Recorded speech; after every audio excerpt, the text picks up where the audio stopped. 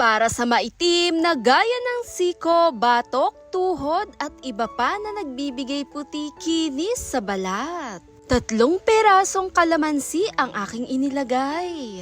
At heto po'y nakadepende sa ating gagamitin. Maganda ang benefits nito lalo na yung katas ng kalamansi na nagbibigay pusyaw puti sa balat, naglalaman ito ng vitamin C. Bukod pa dyan ang kagandahan dala ng gatas. Fresh milk nga po ang aking nilagay. 3 tablespoon mayaman ito sa lactic acid na nagbibigay ganda, lambot, kinis lalo sa balat, yung tipong naliligo ka sa gatas. Maraming pwedeng paggamitan pagdating sa ganito, perfect combination dahil sa sangkap at benefits na ating mga ginamit.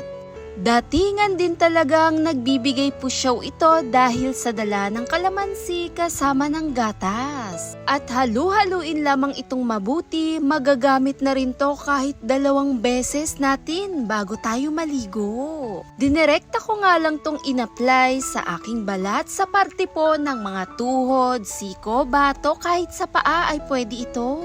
Gumamit lamang ng maliit na bulak at dahan-dahan natin tong linisin.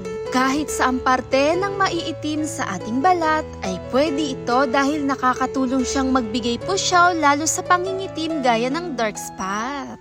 Perfect itong pampaputi lalo sa kutis, talagang achieve mo ang ganda sa balat.